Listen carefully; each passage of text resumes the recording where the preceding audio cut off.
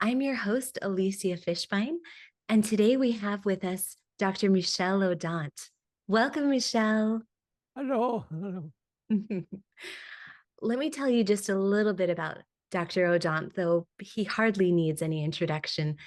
He has been in charge of the surgical unit and the maternity unit at the Pithiviers State Hospital in France, and that was from 1962 to 1985.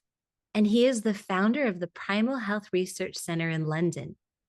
He's the author of the first articles in the medical literature about the initiation of lactation during the hour following birth, and of the first article about use of birthing pools.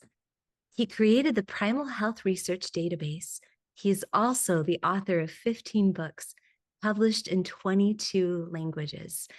And let me just add one more amazing fact about Michel. He is 94 years old. And I'm so impressed, Michel, that you are still willing to come and speak and just continue your work. As long as I can, I'll try to continue. I I'm don't so, know how long. so I hope it's for a very long time. We all need to hear your message. Difficult to anticipate, yes. It is. Well, I am so grateful that you are here with me So today. meanwhile, we can talk together. We we can. So, Michelle, we are talking about induction, and Yes. I would love to start by talking about the physiologic processes that might be interrupted by labor induction. That I think it's a way to start. We should start like that. And often Yes. people talk about labor induction as other point of departure. First question she is, but we interrupt maternal, placental, and fetal physiological processes. Yeah. We need to know about that, to realize about that, and what are the possible long-term consequences of interrupting such so many uh, physiological processes. We don't know. Look at the medical literature, the statistics, they just took short-term, Yeah. perinatal mortality rate, but babies who are born today have a life expectancy of 80 years, something like that. We must think long term. What will Yeah. happen? So, what are we doing? That's the question. What are we doing? And after that, what are the possible long term? Question is, what do we know about the physiological processes that we interrupt during, in the case of labor induction? And I repeat, we have to keep in mind maternal, placental, and fetal physiological processes. Uh, it's very active period, and it's very difficult to know exactly what we are doing Mm. because it's difficult to have answer to these questions about physiological processes in the medical literature. To find it, we have to go to the scientific literature, and they are scattered in among great diversity of scientific uh, papers, specialized papers. So the point is to bring that together. But Mm. it's easy to summarize. We don't need, it's what I think my duty is to do that, Yes. to summarize what we know, what we Yeah. can find in a, repeat, in a scientific literature, not in a medical literature. So what we can say, for example, thanks to uh, Dutch, Spanish study with MRI, brain imaging, Mm. what we can say is that during this phase preceding the beginning of labor, some zones of the gray matter are shrinking, and not any zone involved in socialization. They are Mm. shrinking. It means that it's as if before the labor start, the, the, the need to desocialize, the need for privacy is, is already developing, appearing. So that That's an example of what you can find in a specialized scientific literature. Also, for example, you can detect studies what melatonin, you know, the darkness hormone. Melatonin today is well known as an important birth hormone working at all levels with oxytocin, brain level, uterine level. So there was first a Finnish study, Finnish study, then a Japanese study, roughly the same result. The maternal blood concentration in melatonin are increasing during this short period preceding labor. It's important. I repeat, this melatonin is important birth hormone with many properties. But as I said, we must not only consider maternal physiological processes. There are also at the same time important placental physiological processes. And we know, for example, that the placenta is increasing its release of a hormone called allopregnanolone. Forget it, for short we say allo, A-L-O. And its effect is to amplify the effect of GABA, that you say neuromediator, brain neuromediator, making the neocortex calm, you know. So at that time, what's happening at the level of the placenta is also, as an endocrine gland, is also important. And we have also think that at the same time, the fetus is active, biologically speaking. We understand that when the fetus is ready to be born, the fetus is giving a signal, releasing in the amniotic fluid a factor. The lungs of the fetus release in the amniotic fluid a factor called surfactant. Surfactant. In fact, as if the fetus is saying, with surfactant release in the amniotic fluid, I'm ready to breathe. It means I'm ready to be born. So the baby participates that. So if you interfere before that, baby has not given the signal. So you have to realize all what's happening during that time. And recently we learned still much more. But until now, there were no epidemiological studies wondering what are the possible long-term effects of prolonged or short-term fetal life. Except I know one study I must mention, to mention important studies that are not known because they are too specialized, but very important. A Swedish study. Swedish means serious. It's about men born between 18 and 1941. They looked at all these men and they looked at those who had cancer of the prostate during the second half of the 20th century. And they found that those who had a long fetal life were protected against the risk of prostate cancer. So nobody paid attention to this study. Nobody, you understand why? Experts in prostate cancer have no interest in duration of fetal life, and midwife and obstetrician have no interest in prostate cancer. But it's important to detect these such studies, no? Because we have interpretation today. And now, today, we still have many new ways to go further. And I have to summarize something important, something special to human beings. An opportunity to talk about human beings. What is special to human beings? At babies are born with their skin covered with a cream, vernix caserosa, like cheese, And until now, there was no interest in this cream because you said only human beings are born like that. What does it mean? Wipe out and forget it. Mm. Suddenly, we realize that it's a common point with some sea mammals.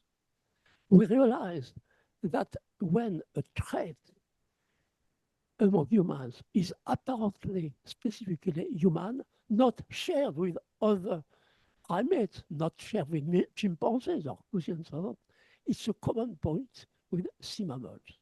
And Mm. this is the case. It's a common point with sea lions, with a common point with seals and so on. So what we are learning today, it is at the end of the pregnancy, this cream that's covering the skin of the newborn baby starts to be detached from the skin and to swim in the amniotic fluid. Mm. It has been well said about sea lions.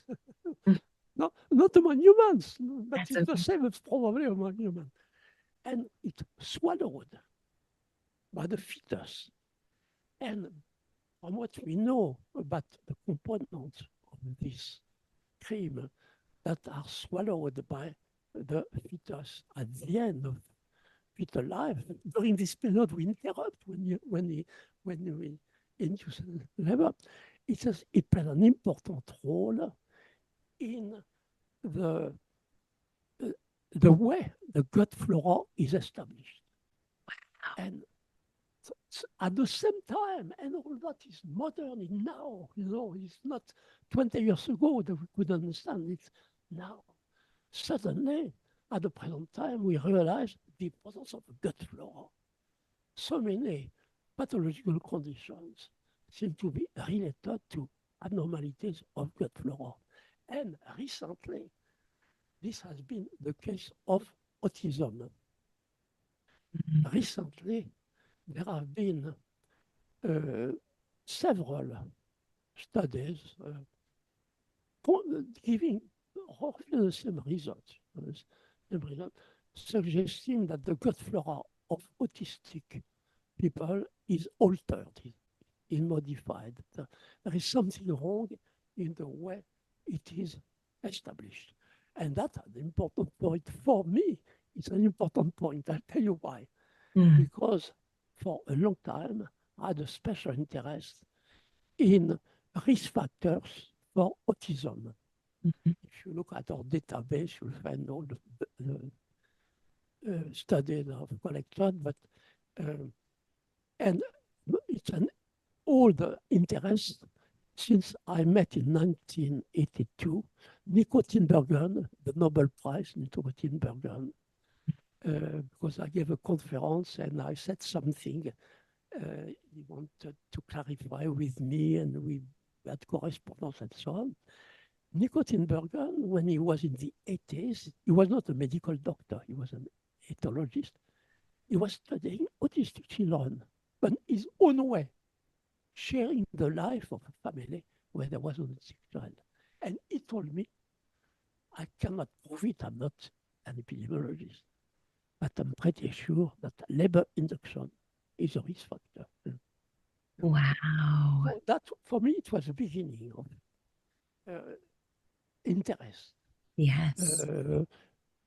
Going further, establishing my database and so on. Then in 1991, there was a study published as a letter in Lancet by Ryoko Hattori from Kumamoto in Japan. She could demonstrate that babies born in a certain hospital have increased risk of being autistic. What happened in that hospital? The routine was to induce labor a week before the due date.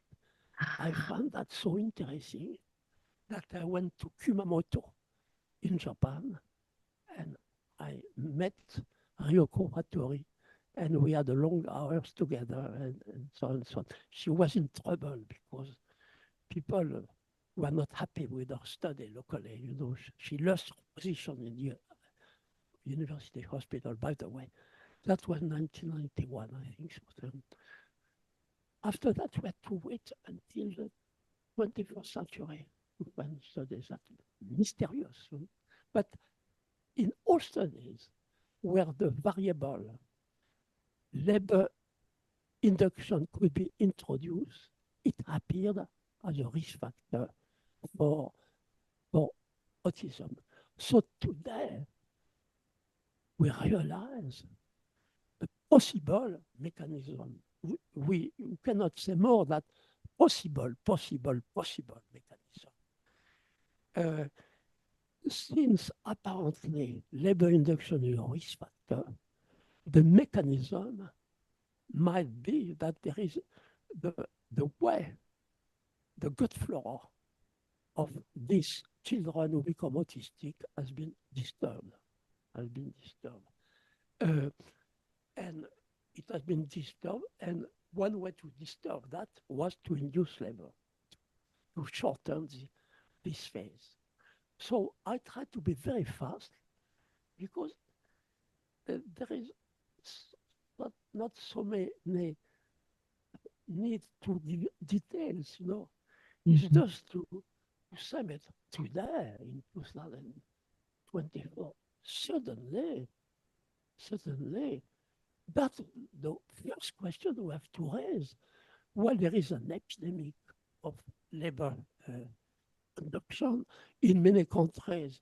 For example, in Western Europe, in the UK, it's something like 30% labor induction. It's incredible. It's irrational. And because people don't only look at short-term effect, that's all. So suddenly we have to say, but be careful, think long-term. This baby have a life expectancy of 80 years or something like that. We don't know exactly, but something like that. It's serious. We need to know more. So here we are at the present time. No? So finally, there is no need to say so much, no, just to attract the attention on what is already known. Because it's what is published, not known. Published and not known because it's in a scientific and not in medical literature, and it's scattered among specialized journals. So my role has been to bring together many kind of studies that apparently have nothing in common, you know. But the point is to bring them together. Yes. Bring them together. For example, the gut flora of autistic children, and the fact that apparently labor induction is a risk factor, we have to bring that together. You know, so here we are at the present time. So I'm pleased that you try to deepen this issue, Yes. and I'm pleased that you accept what I suggested before giving details from other perspective, to start from what is essential. What are we doing when we interrupt this phase that precedes labor? That's really what we need to do at the present time. When you were working as an obstetrician, was there ever a time that you recommended an induction? Interesting question. First, I'll say that I am not originally an obstetrician. You're a surgeon. I'm originally a surgeon. Yes. It's something to clarify. Perhaps it's a reason why I'm Yes. thinking a different way compared with many obstetricians. Absolutely. But the point is, I've been trained as a surgeon in the 1950s. And at that time, obstetricians had no surgical background, most of them, but small number. And at that time, the new technique of cesarean section was introduced. And at that time, the obstetrician, the midwife, were asking the surgeon, please, can you do a cesarean section?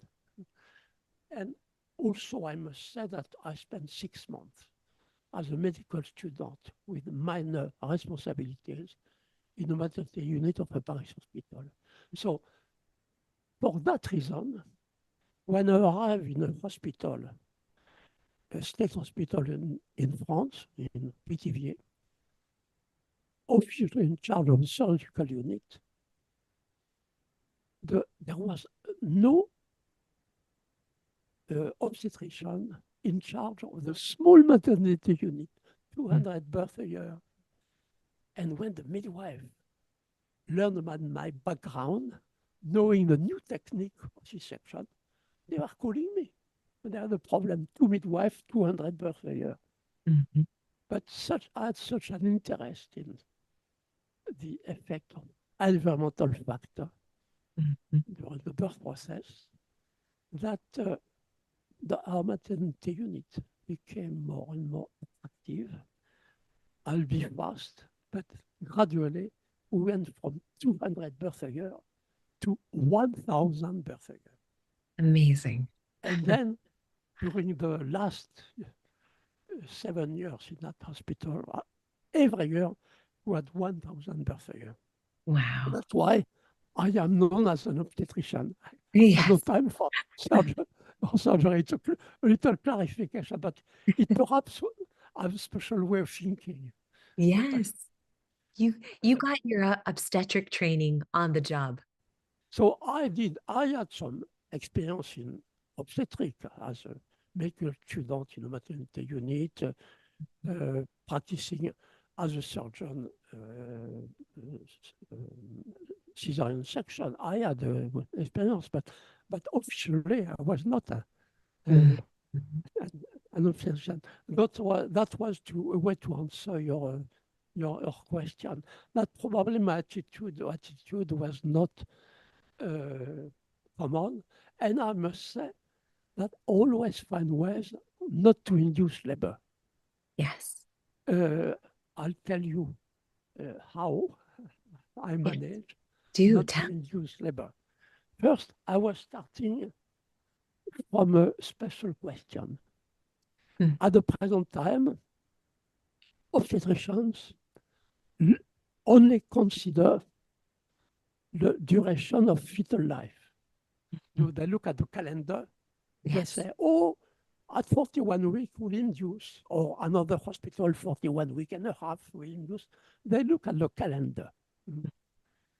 But I had another attitude because I understood that some babies are perfectly mature at 40 weeks, but others are not yet mature at 42 weeks. We need other criteria. And I understood what we need is much more to know how the placenta is working. Mm.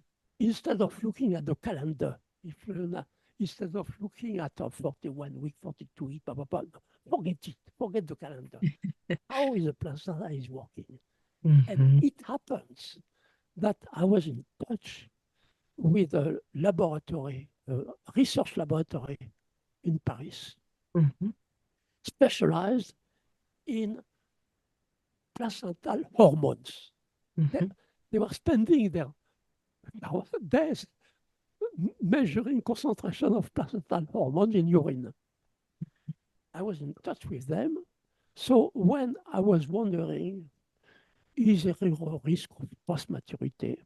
I was Mhm. sending them urine. Baby's father, for example, in his car, would be there in an hour. Mhm. And because they were specialized, they were fast and Yeah. cheap. And they were telling me, perfect, perfect placental Yes. activity, placenta working well. Let's wait. Wow.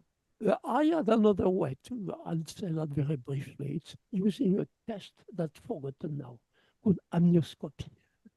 People forgot it, although it was useful. It's a little tube, an endoscope. Huh? It's easy to use Yes. when you have experience, and you can look at through the cervix to the amniotic fluid. If you Wow. see beautiful clear liquid, blocks of vernix in the liquid, you can say placenta is working well. But now you cannot do it. This technique is forgotten. So Why? I don't, too simple, I don't know. I don't know. So it's like that. So this is how, that's why, in fact, it was not common that the answer was the placenta is not working well. When it happened, not common, that when by chance they were saying that placenta is suffering, not working well, in this case, didn't want to take the risk of inducing labor, stress for baby, and so on and so on. In this case, I prefer to do a cesarean section, Mhm. not to take risks. That's why I have no experience of labor induction. That's Mm. why I can say it's possible to practice obstetrics without having the experience of labor induction. So, Yeah, and that's I incredible. think that in the future, when what we have been talking about will be better known, it will be, it's sure that it, there will be a time when it will be better known, impossible. But at that time, the, the important point will be to find ways to evaluate the placental functions, how the Yes, placenta is working. yes. There are many ways, some of them can be useful, although they are not perfect. So, Mhm. like a scan of a certain stage. The best way will be probably to measure in the urine of the pregnant woman Mhm. concentration in placental hormone. And if there was a big demand, many laboratories will do that for cheap. Yes, I was doing that with a research laboratory. Mm. yes. Does that testing exist today? Or I don't think so, because it was before 1985, and Professor Gell was in charge of this laboratory, was already much older than me. Wow. So uh, I assume that this laboratory at the present time is transformed or closed, I cannot say. But Mhm. I, I anticipate that one day, if there is a demand from coming from obstetricians, Yes, some laboratory, we need many laboratories, will do that in a quick way. It has to be fast. We cannot wait a yes, week before having the result. And right. for cheap, for cheap. I had this good luck, to be in touch with this laboratory. Michelle, what specific hormone were they looking for in the mother's urine? Or several placental hormone. Okay. Uh, I cannot say at that time exactly which one, Mhm. because it has been Yes, it's been a cha- while. changing. So I cannot say exactly, because the placenta is releasing so many hormones. It was not estrogen or progesterone, that has released, but much more hormones Mhm. specific to the end of the pregnancy. Mhm. And They were not giving me so many details. They were telling me good placental activity, yeah. but not try to know more. But the name doesn't come to my mind like that. I knew that at that time. It's a long time ago. You said it was uncommon for a woman to have a placenta that was no longer healthy. So, what was the longest gestation period that you ever saw at PTVR? There are, I know about babies who came apparently 1 month later than the due date. Wow. Oh, Yeah. yes. Yes. Beautiful. And we're in good shape, yes. Yes. That's incredible. You know, if you read a textbook published, for example, the most common, well-known French textbooks was Mhm, published in 1961. mhm. At that time, they were saying there were almost no labor induction at that time, Wow. or mechanical ways, because synthetic oxytocin appeared only in practice in the Mm. 1960s. No? It's something common. And Wow. the rate of labor induction started to increase in the 1970s. Mm. Mhm. And even there have been at that time some warnings. There have Mm. been even a program by the BBC Mm. around 1975, around, that did this program in Oxford Mhm. Obstetrical Unit, University Hospital, John Radcliffe. Mm. And the title of this program was A Time to be Born. Ah, And already in 1975, there was a warning. Is there a risk that we'll use this operation too often? Mm? Because yes. so it was a warning. It was not yet the same degree Yeah. now, but it was already a warning, yes. Yes. It was, you're right. Maybe we could have prevented an epidemic if we had listened carefully to those kinds of At that warnings. time, it was, yes, it was well known. Uh, I was aware of that because uh, after that, the BBC came to our maternity hospital Mhm. to do a program, so that's how I became aware of what they have done previously. Oh, I love that documentary, Michelle, about your hospital. It's a wonderful documentary. Yeah, yeah. So here we are today. Things are changing so quickly, Uh, difficult to realize. That's why I feel the need to publish a book almost every year. Yeah. When I've published 2 years ago, I think it's old. Do do you know that I've published my latest book called um, Can Humanity Survive Socialized Birth Yes. in 2023, I think so. Oh, so will it be time for another book soon? No, but I'm ready to publish the next one. You are. Yeah. What is this one going to be called? So I can tell you the probable title for the next one.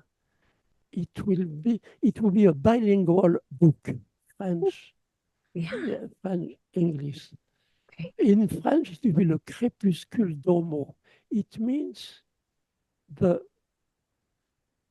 uh, dusk of Homo, the end of Homo, but Yes. double meaning. Uh-huh. The end of Homo, the crepuscule, is more. I prefer the French title, but I could not find something similar in English. Uh, Okay. uh, it has double meaning. It can be the end of Homo as the author of this book. Oh. I'm 94. It's the end of my Oh, I certainly life. hope not. But also, for many reasons, we have to anticipate, to wonder how Homo as a species can still survive. Yes. So all the reasons we have to think, to wonder, but how can human beings survive now? Look at what's happening Yeah. now. Now, uh, uh, most women don't give birth. They are delivered by the Mhm. medical institution. And the with pharmacological substances Yes. or cesarean section or both. It Yes. means that today hormones of love, which were necessary to give birth to a baby until recently, are useless at, at the level of the species, of a planetary level. Mm. Hormones of love, the mixture, oxytocin, endorphin, prolactin, it's hormone of love, are useless, are redundant. So that's new in the history of life of mammals. Yes. So how long? How long? Plus many other, we neutralize the laws of natural selection. Mm. No? Also from bacteriological perspective, until now, a baby who has the same antibodies as the mother because of the properties of the human Yes. placenta was born among familiar microbes. Mhm.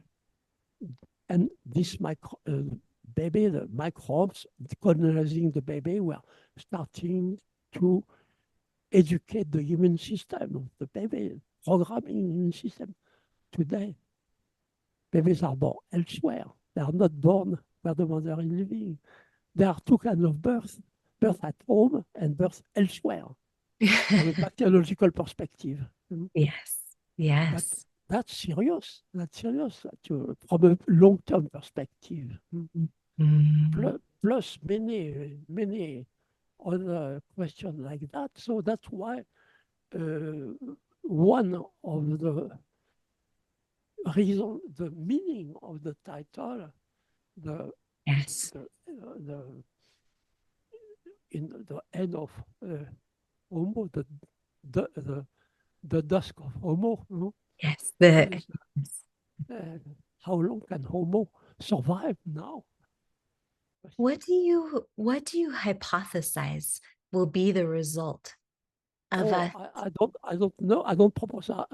My attitude, as a general rule, is that whatever the topic, we are in unprecedented situation. Absolutely. What to do is to phrase appropriate question, Yes. to phrase the good question, Yes. starting from the good question first. It is what we have done together today. We want to talk about labor induction. Let's start from the good question. Okay. What are we doing when we induce labor? What kind of physiological processes we interrupt? So Yes. my attitude is always first to analyze unprecedented situation, to analyze, and many situations are unprecedented. And after that, which question should be raised? But I don't go further. Okay. I don't want to anticipate answers. Yes. The risk is to make mistakes and so on. Yes. We just have to wait and see. At the present time, we are in this situation. And your question is important because yeah, I said that about the future of human beings, but we can say that for anything at the present time. We are constantly in unprecedented situation, Yes. and let's phrase the appropriate question. But the point is that we phrase many questions, but not about the future of Homo as a species. People are interested in human activities, the climate, pollution of the ocean. People are concentrating on the effect of human activities. But Yes. people don't realize that there is an evolution of Homo. We Yeah. should first focus on evolution of Homo.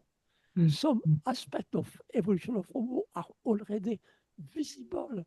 For example, all of us, in general, most of us are taller than our father, who was taller than his father, and so on. There is an evolution of Homo. in the way of thinking, what's happening at birth, probably. There is an evolution of Homo.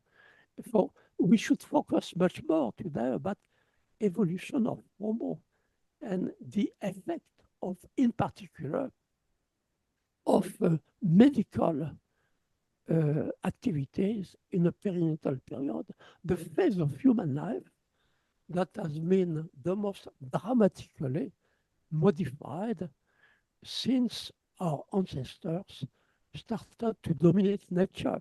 In fact, all what we are doing now can be better understood if we go back to the phase of the history of mankind where our ancestors started to dominate nature. It was about 10,000 years ago, the end of the Paleolithic ages. And but people, when talking about domination of nature, what are they talking about? Agriculture,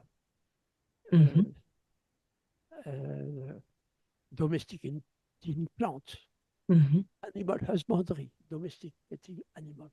But they forget to talk about domestication of human beings Yes. at the same time. And there have been powerful ways, suddenly, within a period of 1,000 years, just Yes. 10,000 years ago, Yes. suddenly, powerful way, domesticate human beings, and in particular, in a perinatal period.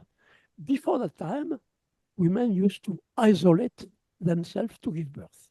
Giving birth one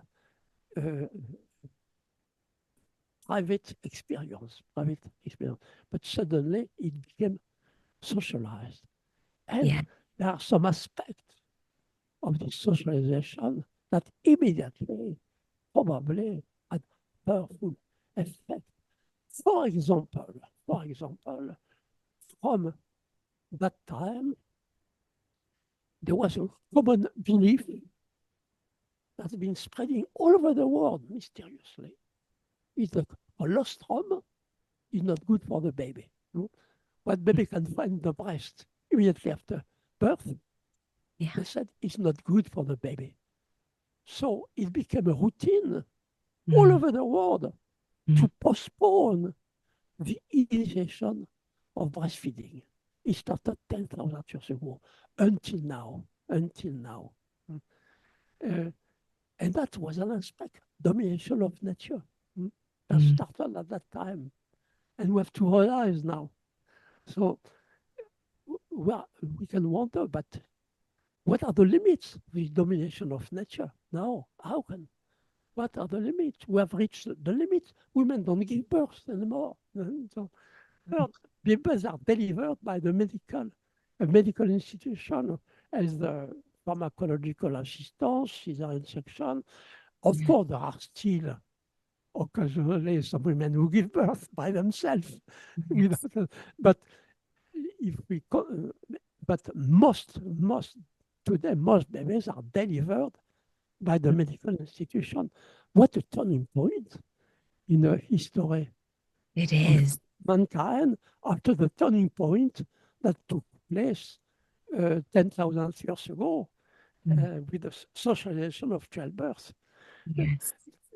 That has been an incredible, important turning point in the history of mankind. Yes. Birth became socialized, Yeah. rituals, belief, and so on and so on. So starting from what we said about labor induction it's a way to dominate nature. It's an example. It's a variable. It's a variant. It's dominating nature. Yeah.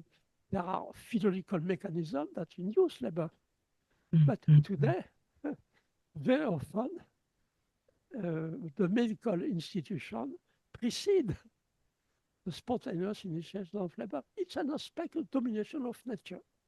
We have reached the limits of the domination of nature. Yes. And these limits are serious when we consider the particular case of Homo, birth physiology, physiological processes among Homo, future of Homo.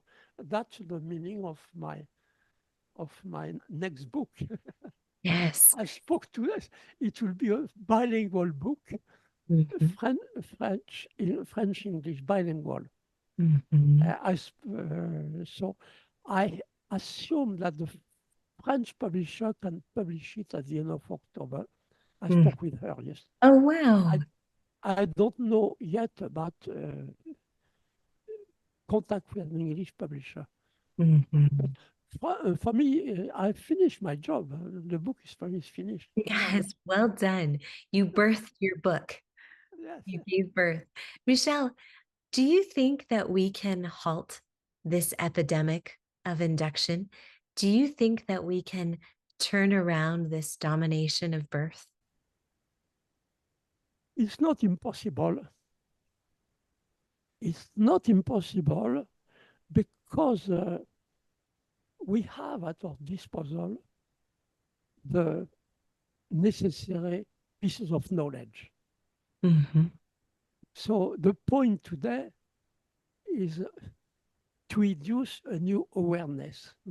In fact, to answer your question is important because we can answer this to many questions the same way. Today, what is difficult is to go from knowledge to awareness. yes. Today, the important point is not to acquire more knowledge. We know a lot finally. We know enough to be active, enough. Today, and I see if you want to, we can conclude Mhm, our conversation with that because mhm, it's absolutely essential about the, the phase of life we are living now. Mm. Today, the important point is to go from knowledge to awareness. We are full of knowledge, but we are not aware of what it means. We are not aware of how data can be brought together, how they can influence action. So that, I think I'm pleased to conclude like that our Okay. conversation. The point to do today, and the difficult point, Yes. is not to acquire more knowledge. That comparatively is what is easy. The point today is to go from knowledge to new awareness. Yes.